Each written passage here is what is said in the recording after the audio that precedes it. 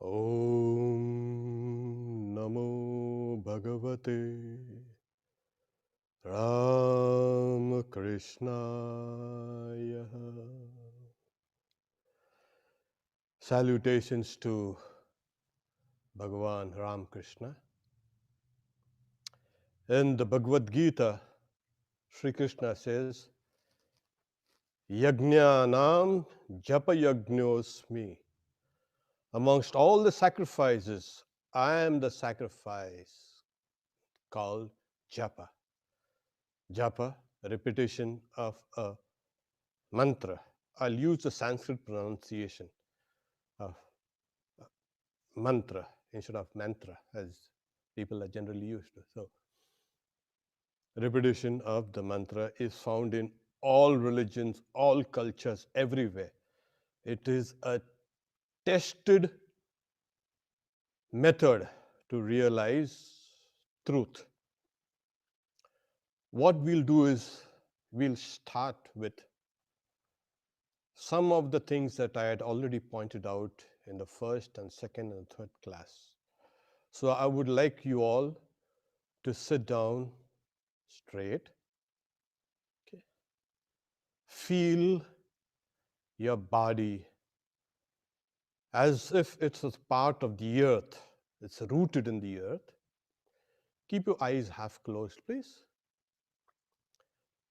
And feel your head touching the skies. You are vast. Be perfectly still. This, as we have mentioned, makes all the forces in the body harmonious.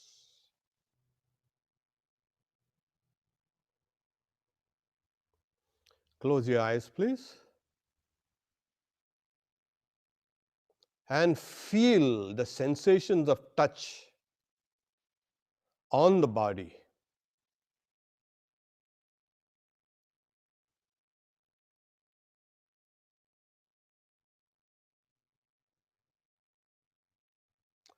Now become aware of your stomach heaving, going up and down.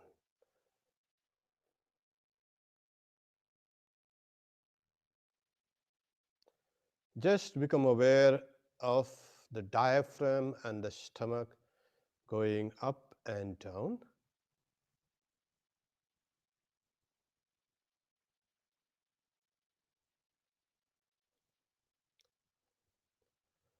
Now push it outwards and pull it inwards. Keep to that same rhythm.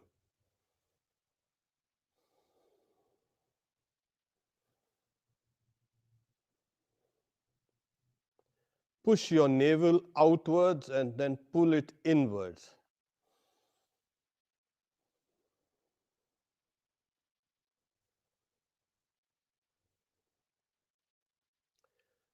This, as we have mentioned, makes all the forces in your body run equally everywhere, and that is what develops a willpower. After we have done this, then we need to stop that mental chatter. And as we have mentioned, we use three methods. One is using the breath, using a mantra, and using your faculty of observation. We start with the first one. Open your eyes now and look at me. You breathe in through your nostrils deeply and exhale through the nostrils and the mouth.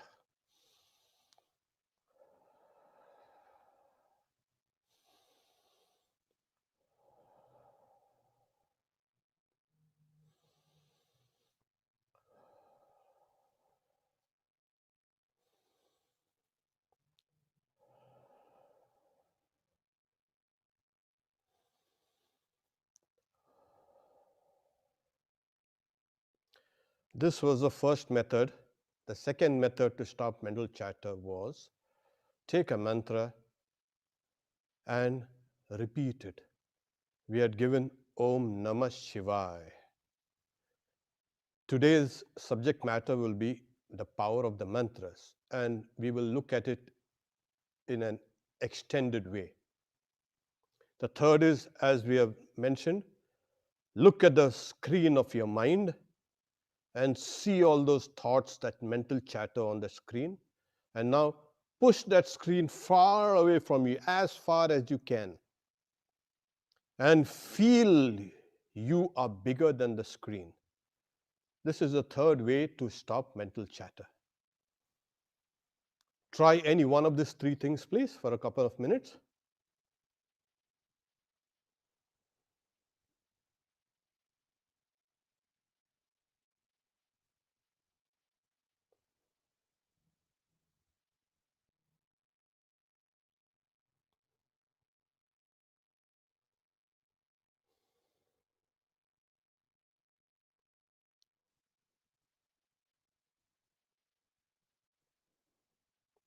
Open your eyes, please.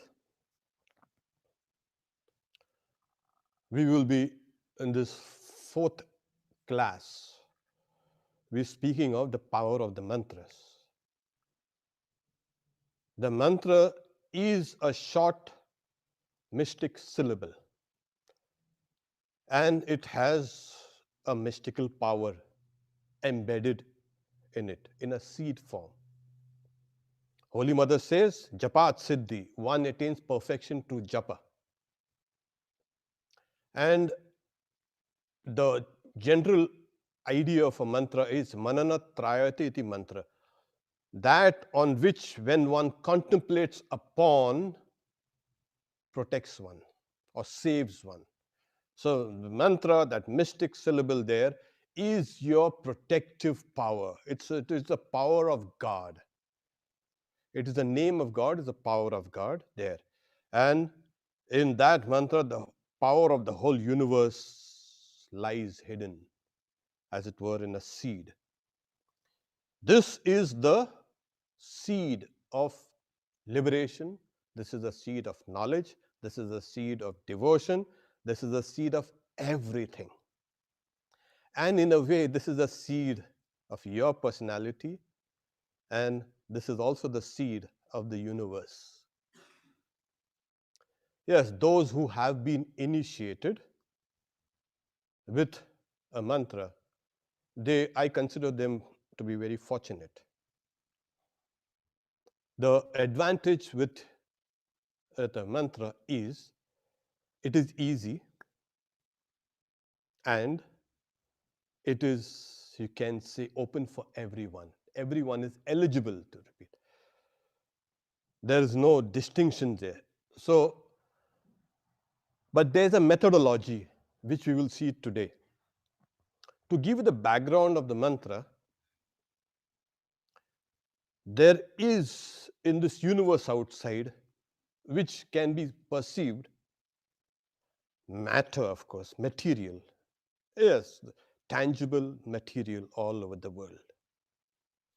In our bodies, outside, everywhere, what we experience is matter and matter and matter. At the same time, there is something that enlivens matter. So in Indian psychology and philosophy, all the material universe, with its multifarious objects and types and qualities of everything, can be reduced to one primeval material called space, akash. So atoms and molecules and suns and stars and planets and you and me and everything in this universe can be generalized into one universal material called the akash, space. All the forces in the universe, gravitation, strong and weak electric force, and everything, electromagnetism, and even thought, can be reduced to a general force called prana. So, to understand what the mantra is and what everything is, there are these two universal material called akash from where everything emerges.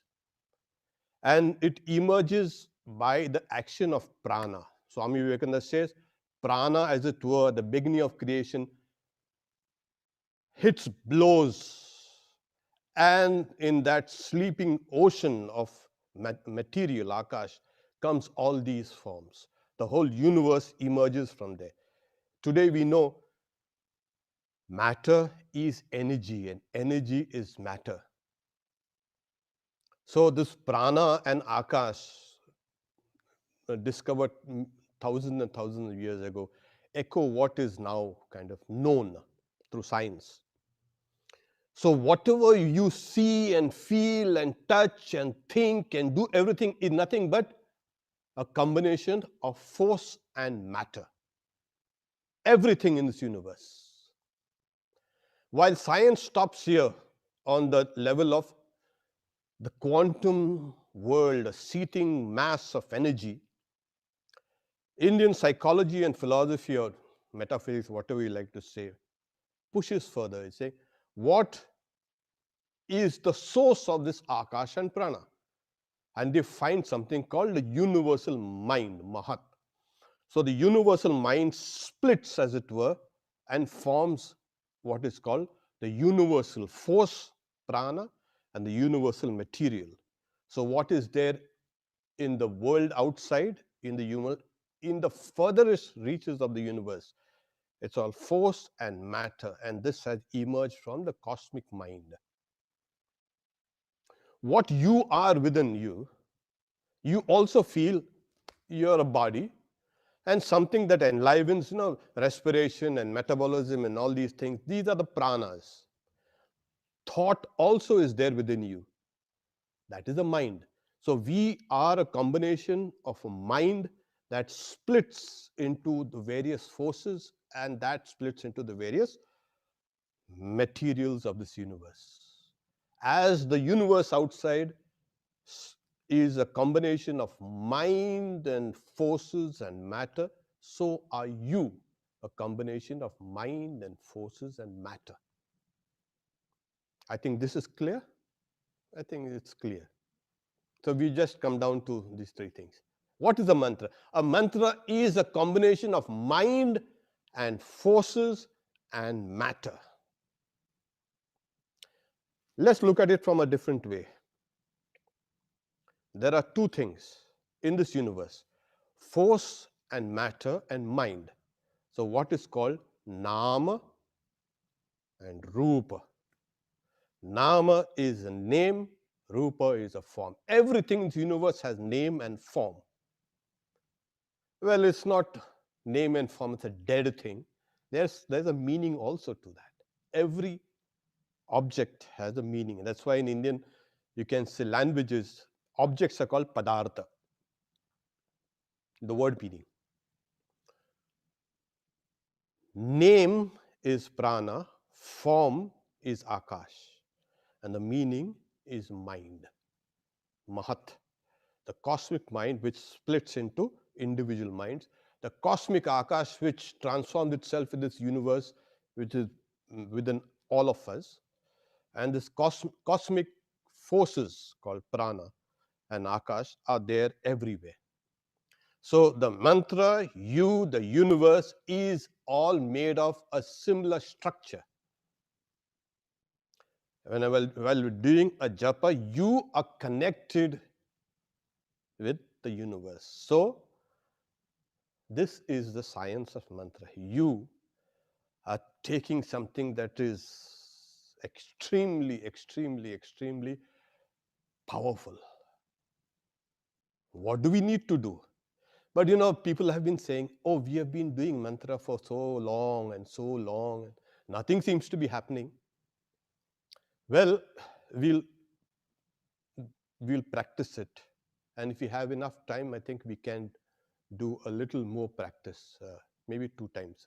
Okay.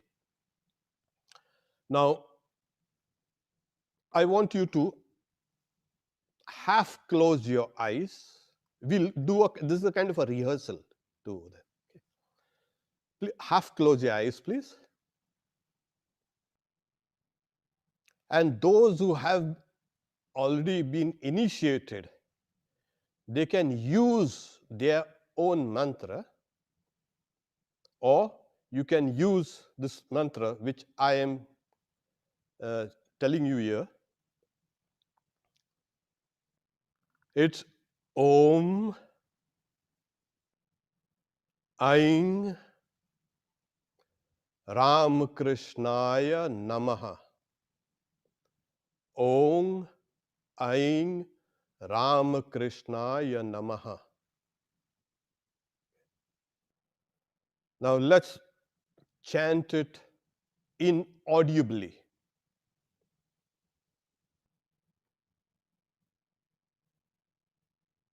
Those who haven't heard it properly, listen to the articulation once again. Om Aing Ramakrishnaya Namaha. Inaudibly repeat this, please. Keep your eyes now half closed.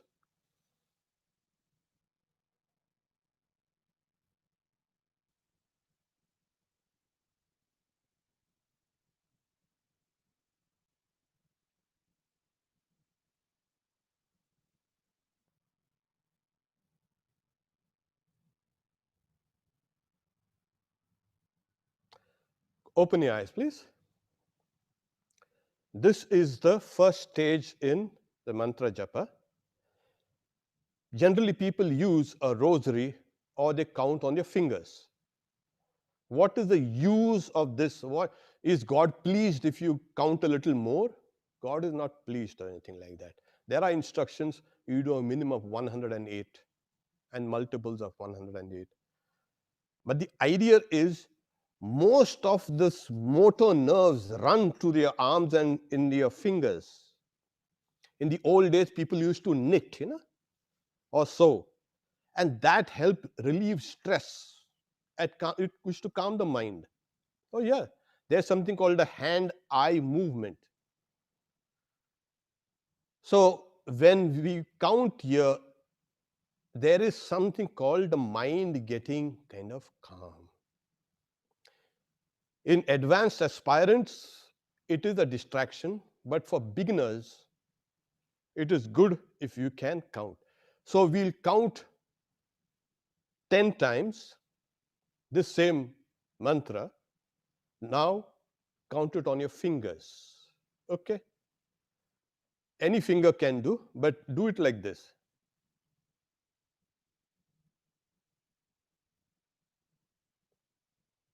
Okay? Start.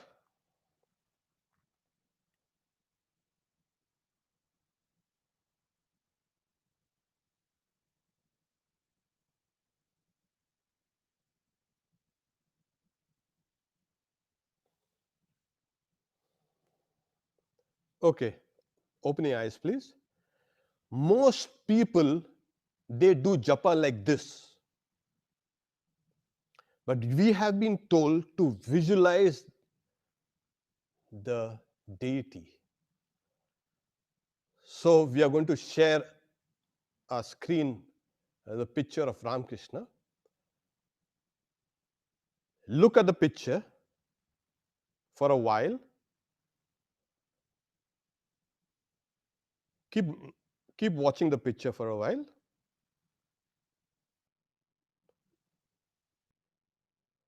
Now close your eyes, please, and see that picture there in your mind's eye, and do japa.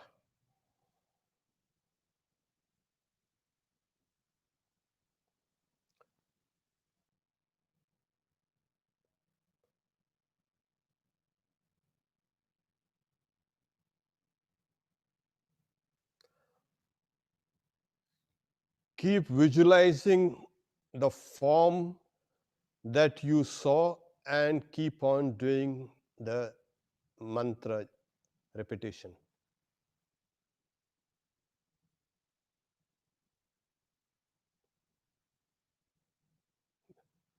Okay, open your eyes, please. This is what one needs to do. Just simply repeating the mantra will not make it as effective as its visualization, because, like I said, the mantra has a counterpart. It's a name mantra and a form. Name and form both have to go together. Have to go together. You cannot discard the name and take the form, or take the form and discard the name. Both have to go together to make it really powerful. This is that nama and rupa, name and form. The mantra is form, visual form is the deity, and the deity's audible symbol is the mantra. Both are linked. You cannot never have a mantra without a form, or you cannot never have a form without a mantra.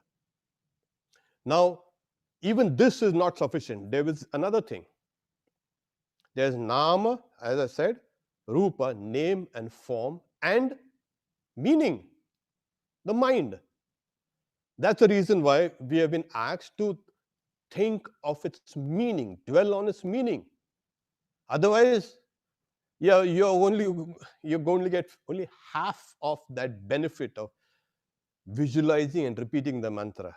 So we need to also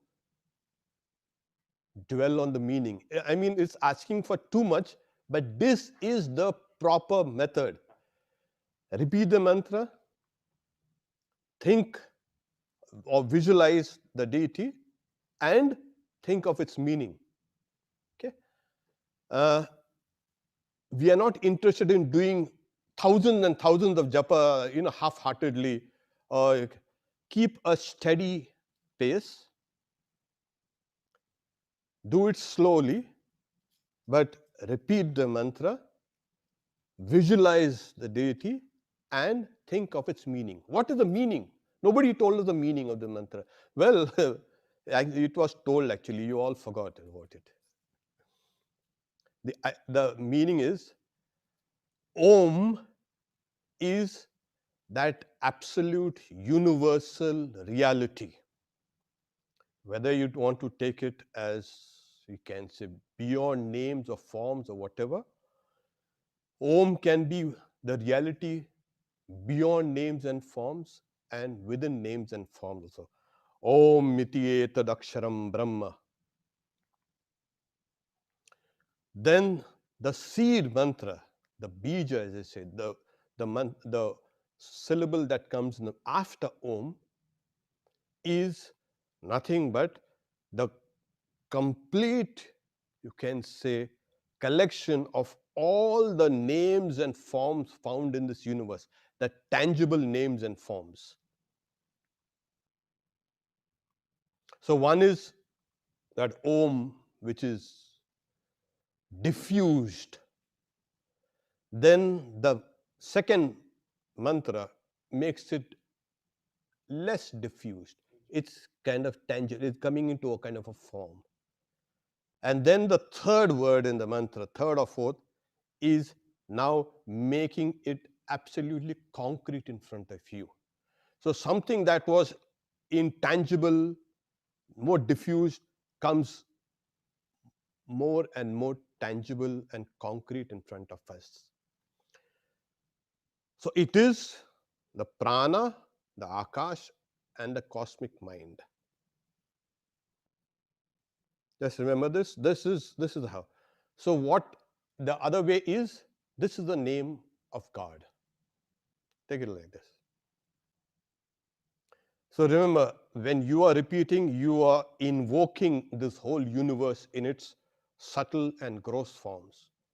Also, the name and form outside, which is all outside. In my mind, there is also a name and form called chitta vritti. The mantra also has a name and form. When my mind's name and form coincides with the mantra's name and form and meaning, you will get a little illumination. That is the idea. So we'll take this practice once more properly.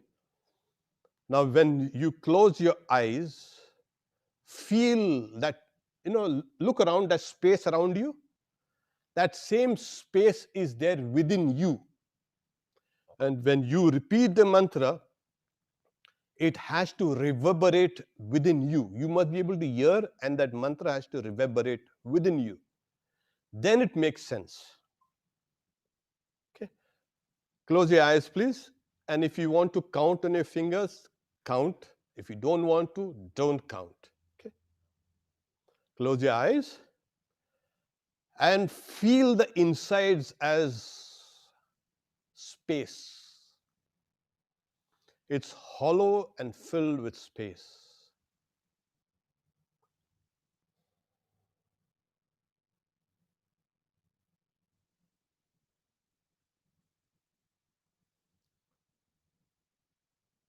Now repeat this mantra.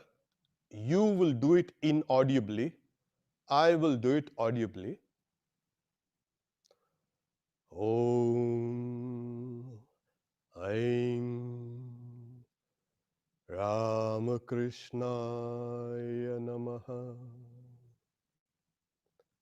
Om Aim Ramakrishnaya Namaha. Om Aim Ramakrishnaya Namaha. Om Aim Ramakrishnaya Namaha. Now open your eyes and look at that screen in front of you. There's a picture of Ramakrishna. Gaze at it. Keep on repeating your mantra. Om Aim Ramakrishnaya Namaha. Om Aim Ramakrishnaya Namaha. Now close your eyes, please, and visualize that picture and repeat the mantra. Om Aim Ramakrishnaya Namaha. Om Aim Ramakrishnaya Namaha. Om Aim Ramakrishnaya Namaha. Now, if you would like, open your eyes and watch that screen again to fix the visual in your mind. Keep on repeating the mantra. Om Aim Ramakrishnaya Namaha. Om Aim Ramakrishnaya Namaha. Now close your eyes, please. Repeat Om Aim Ramakrishnaya Namaha. Keep on repeating, keep on visualizing. Om Aim Ramakrishnaya Namaha. Now feel, keep on repeating and feel that Ramakrishna is actually your own soul. This is the meaning of the mantra. Om Aim Ramakrishnaya Namaha. Om Aim Ramakrishnaya Namaha. Keep on repeating slowly, visualizing the form of Ramakrishna and thinking that form is your very soul.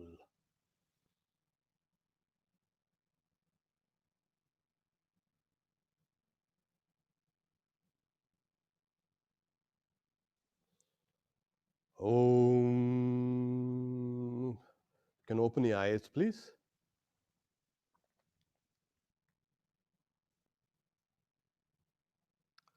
This is the way you need to do japa.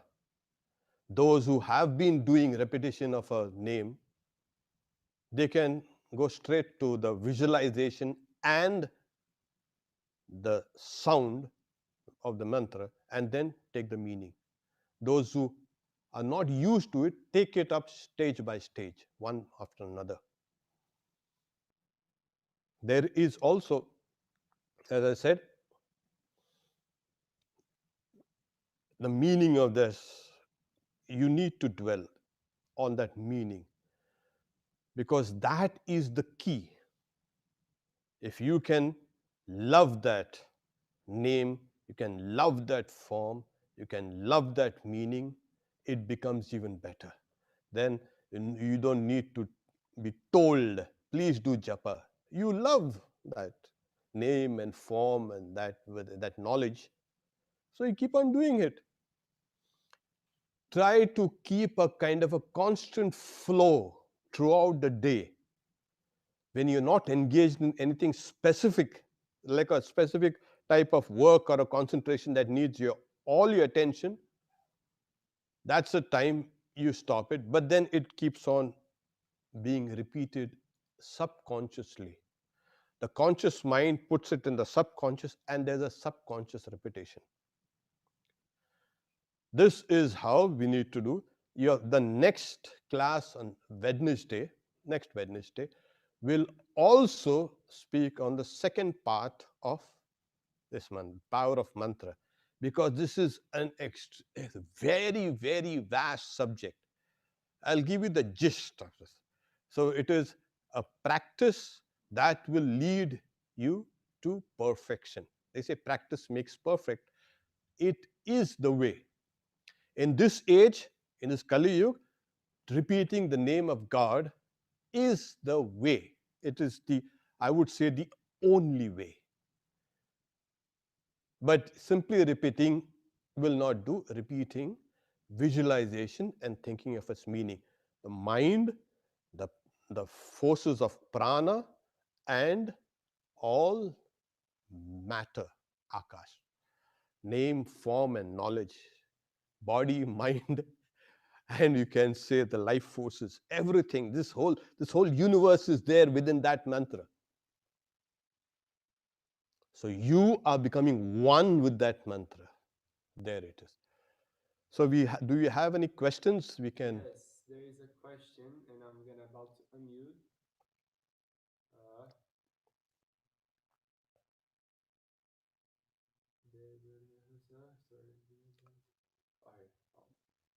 You can raise your hand if you. Yeah, there's. Yeah. Yes, please. Hello, Yeah. Devashish Nag. I'm Devashish Nag. Yeah. Pranam Maharaj. Mm-hmm. Maharaj, the prayers, this mantra japa, means I'm doing with visualization normally at evening and morning, but the rest of the time, suppose I'm walking on the street and I'm not able to visualize, but still You the don't need mantra to japa visualize. will. I've asked you to just repeat it. That will make Sets sense. a kind of you can say, flow down there. Throughout the day, Okay. you repeat it. And when you get a time, you're sitting down in a bus or a car or something like that, and visualize. Close your eyes and visualize. That's the idea. Use your discrimination, use your discernment, what to do when. Okay, means that will make sense that without visualization also. Yes, of course. Okay, Take the first and the part of Maharaj, one more this thing. practice today. Maharaj, one more thing that this prayer, how can which time should I do prayer? That is before meditation or after meditation? What do you mean before meditation, after meditation? All this mantra has to be done while you're doing your, you can say, spiritual practices. Swamiji, I'm asking about the prayer. Which prayer? Means we pray to God, na? That's means just Oh, that, like I said, you start your spiritual practices with a prayer. yeah. And then you make a sankalpa, resolve. Isn't it that? I mean, if you can say, you start your prayers first, then you make a resolve, sankalpa, Okay. that I will control my mind. And then you start a practice. Okay. Thank Okay. you. There's another one here. Good. Just 1 second.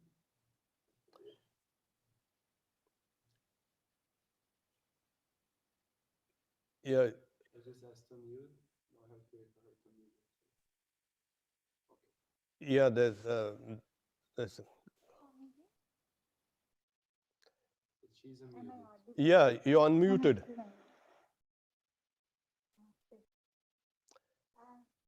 I wanted to ask, if one does something like Gayatri, what can we visualize? It's, Not audible. yeah, just, could you speak a little louder? Is it audible now? Could you speak a little louder, please? Is it audible now? Yeah, yeah. Namaste, Quickly. Swamiji. Yeah. Yeah. I wanted to ask, if someone like me, I chant the Gayatri, is it, but I don't visualize anything. I was wondering, can I visualize any deity, Ram The Krishna, Gayatri Devi, Gayatri Devi? or you can visualize the sun. Okay. Yeah. Okay.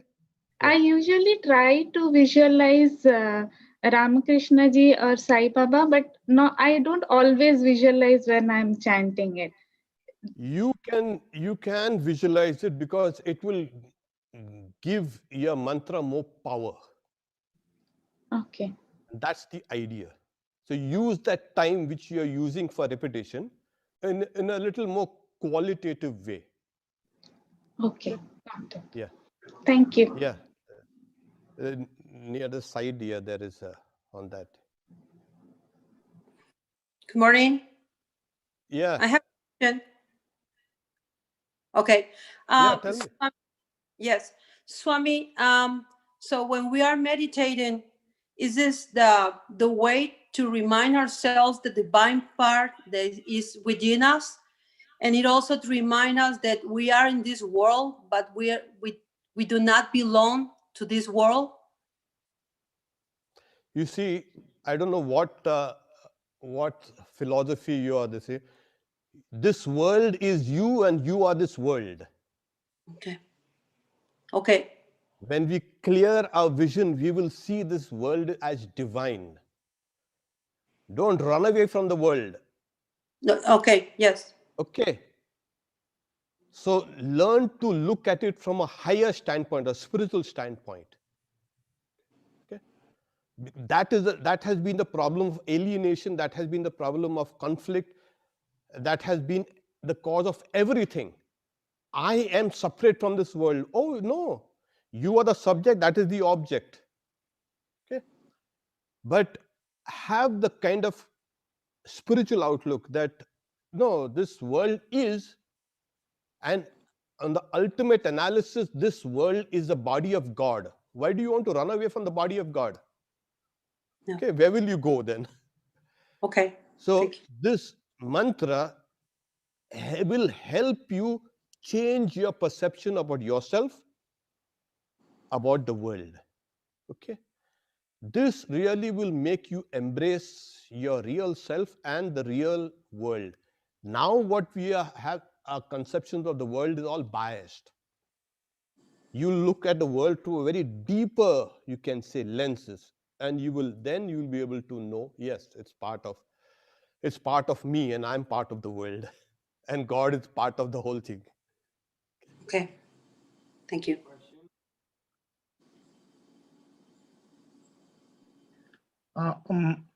Maharaj, I have one more question. Give others a chance, please. I think. Just one question, Maharaj. Yeah. Last class you told that the pushing the mind away. So when I try to do that, I felt that my body is with me here. Then I tried in a different way, that I tried to push my body and mind both away. So is it okay? Yeah, yeah. Then I it's feel the okay. body is not there. Yeah, yeah, it's okay. Push the idea of Thank the you. body also away. Thank you. Thank you. That's the Thank you. that's the stumbling block. Yes. Another question. Pranam Maharaj, this is the question I wanted to ask last time also. How do we avoid laya, the drowsiness, which is typical? Oh, nothing. Just they say samapya nidra. After you've finished sleeping completely, you wake up. Your body and the mind has to be fresh. Secondly, you have to just pay attention to what you're doing. The moment you feel a kind of a torpidity or laya coming, get up from the seat, pace up and down, drink a glass of water possibly, and then come and sit down again. Never let laya, that torpor or torpidity, overcome you. That's dangerous. Once you feel sleepy, you are done for. All your meditation has gone down the drain. So learn to be vigilant, and that is, keep your spinal cord perfectly straight and still. That is the best way to keep you from falling asleep. Laya. Okay. There is one last question.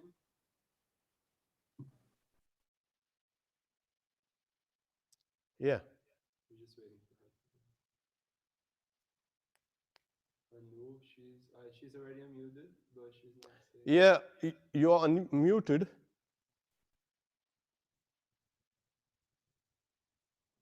Or you could. She's already unmuted. She already unmuted. Or you could just type in the question, please. Yeah, we can say you can type it. Or you could just type in the question, or you could do something next. Okay, so 1 second. Yeah, I think she's coming. You need to. Okay. It's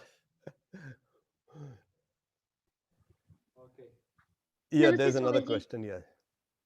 I have a question. So I have been initiated when I was young, but I have a question that if, I mean, Krishna says that all you can know about me is the mantra.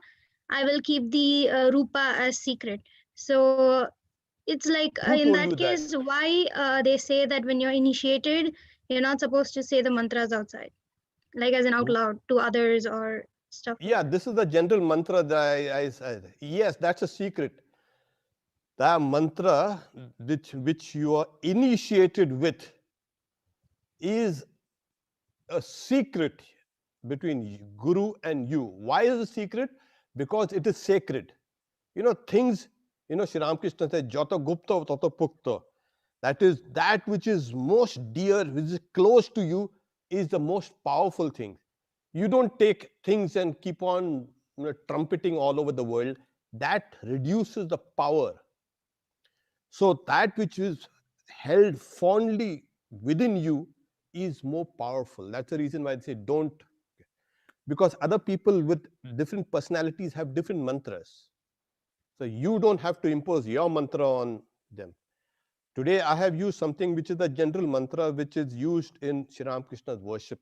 So there's no harm in that. Thank you so much. Okay. Wrote a question. You want to answer for this? Yeah. Quick one? Quickly. What is the reason for keeping our eyes half closed and not fully closed? Because you might fall asleep. That's called also Vishnu Yoga. The completely closing the eyes is called Shiva Yoga. Okay. And the Bhagavad Gita speaks about keeping the eyes half closed. But when you keep the eyes half closed, Sri Ramakrishna also says when the bird is sitting on its eggs, The eyes half closed, but its mind is on the eggs. So similarly, when you are sitting and meditating, you don't look outside. The eyes appear as if kind of a blank. It's a blank stare. The mind is held inside on the object of it. So that's why in the deepest meditations, even if you start with your eyes closed, in the deepest meditation, they slightly open up. They half open up. So you don't have to worry about it. Okay? We stop here for today. We see you next Wednesday with the second part of this mantra, the science of mantra, the power of the mantra. Om Shanti Shanti Shanti Harihi Om Tat Sat Shri Ram Krishna Arpanamastu.